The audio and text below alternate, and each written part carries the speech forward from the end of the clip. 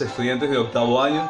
Hoy nos encontramos jueves 10 de diciembre en una clase más de estudios sociales y con la bendición de Dios Padre por este día maravilloso que nos sigue brindando.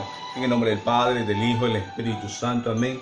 Y que nuestra Madre, la Virgen María, siga intercediendo a cada uno de nosotros para en este encaminar podamos recibir su santa bendición. Pues bien, nos encontramos en una clase más sobre las cruzadas. Si vemos en la gráfica, las cruzadas, en las clases anteriores vimos este tema, donde nos decían que fue más que todo una expedición de militares que se proponían tomar Jerusalén y recuperar para la cristiandad los lugares sagrados que habían caído en manos de los turcos. Se las llamó así por la cruz que llevaban como guerrero en los pechos bordados, para dar a conocer que eran los defensores de la iglesia. Ahora vamos a ver un tema muy particular: la iglesia en la época medieval. Si observamos aquí, la iglesia se da a conocer ya, sobre todo en la Edad Media. Fue una época profundamente religiosa, pero la iglesia fue la institución más influyente en la sociedad feudal, aunque existían otros credos todavía en esa época. Era la principal autoridad religiosa y sobre todo tenía un dominio absoluto sobre las ideas, las creencias y las costumbres de toda la gente que se vivía o se expresaba en ese tiempo de la Edad Media. Pero a partir de esto, la iglesia siempre será una institución, pero una institución con base fundamental para la vida social en la Edad Media.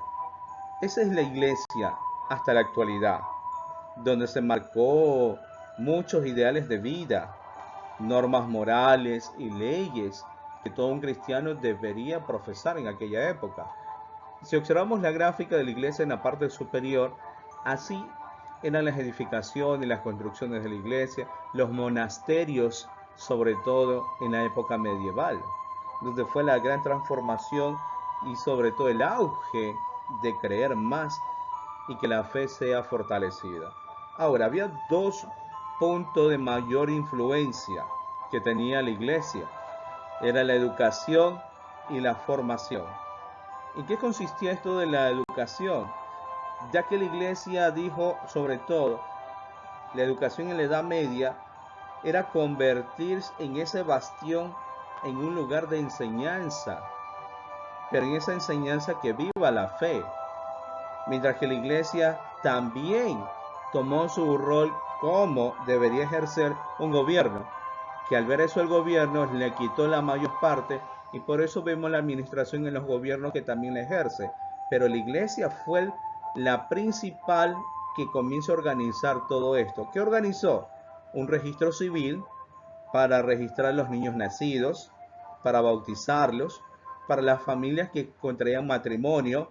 Ya había un registro cuántas personas se casaban en aquella época, y sobre todo las partidas de funciones cuando las personas ya morían en ese tiempo. Cuántas personas morían, ya había un orden que la iglesia misma lleva estableciendo.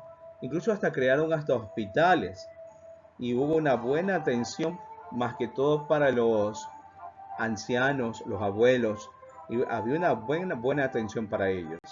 Y eso obviamente lo vemos en la política también, que está tomando esa historia. Pero en sí, la iglesia es el que da inicio a todo esto.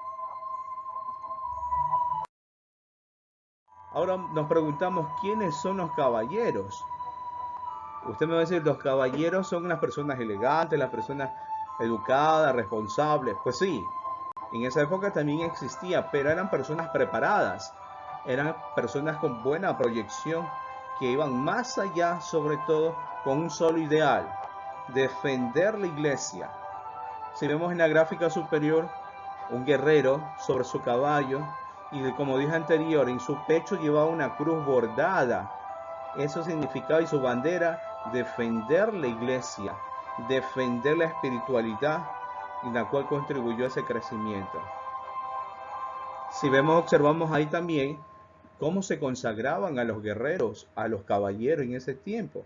Por eso vemos muchas películas, Robin Hood, sobre todo Don Quijote de la Mancha, en fin, de ahí surge todo este estilo caballeresco para dar a conocer la historia de la realeza, sobre todo para defender la fe.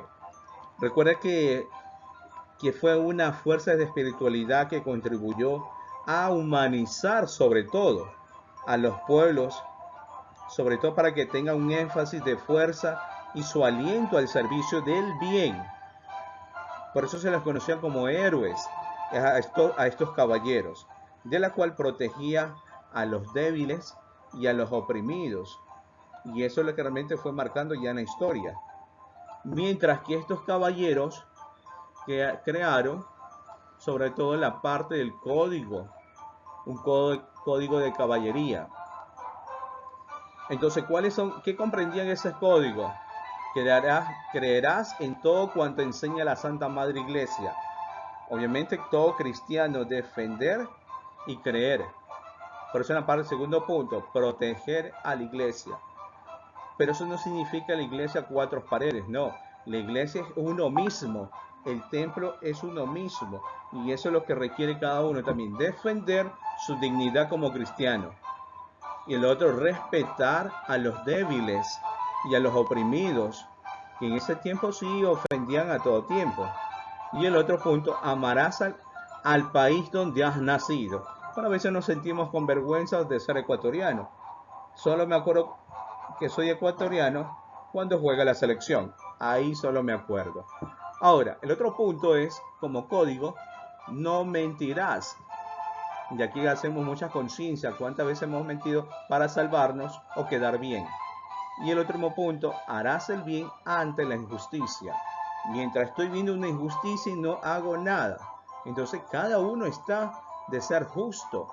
Pero cuidado, no defender lo indefendible, que a veces sí nos prestamos para eso. Ahora, en ese tiempo, la iglesia está al frente de las universidades. Por eso las universidades medievales eran comunidades de los maestros y los estudiantes. Universitas se las conocía en ese tiempo, aunque tenían como principal función la enseñanza. También se dedicaban a la investigación y la producción de saber, generando vigorosos debates y polémicas entre los estudiantes, mientras que el profesor solo estaba de guía para que no llegara a tanta polémica. Pero el resultado estaba en cuanto uno investiga.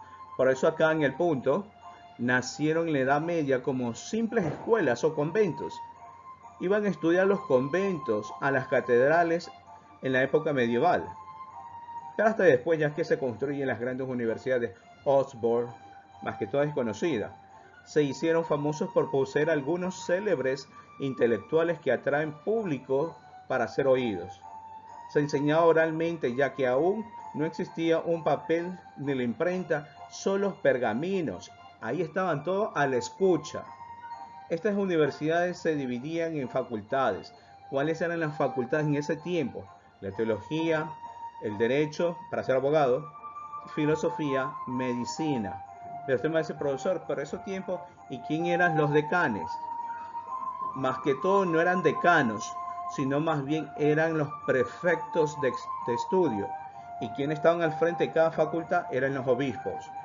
Eran los obispos quienes estaban al frente de cada una de las facultades para que se viera el trabajo de los maestros y el trabajo de los estudiantes.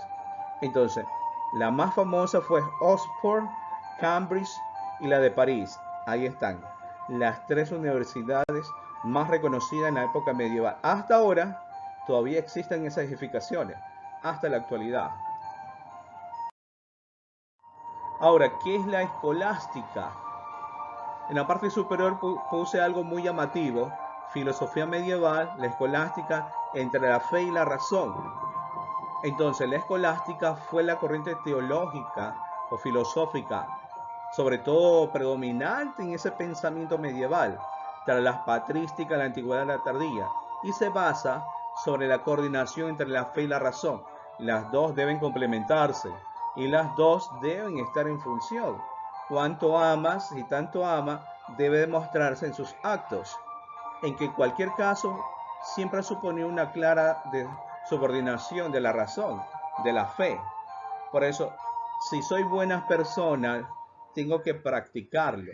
Si soy realmente un hombre o una mujer de oración, debe de practicarlo. Y si soy buena, soy humilde, debo ponerlo en práctica. Entonces ahí están los dos maestros universitarios de esa época, San Anselmo de Canterbury. Este personaje más que todo defendió la inmaculadad de la Virgen María. Inmaculado, ¿sí? Lo defendió sobre todo en sus argumentos. Mientras Santo Tomás de Aquino, él representa una gran historia sobre las sumas teológicas, sobre quién es Dios, sobre todo esto, y cuáles son los atributos que debe tener Dios para con el ser humano. Entonces, esto fue lo que transcurre en la época medieval, la escolástica, a desarrollar sus pensamientos, pero con la fe y con la razón. Si yo amo, debo demostrarlo. Pues bien, hemos finalizado nuestra clase el día de hoy y nos vemos hasta una próxima con esta música de fondo. Felicidades a todos.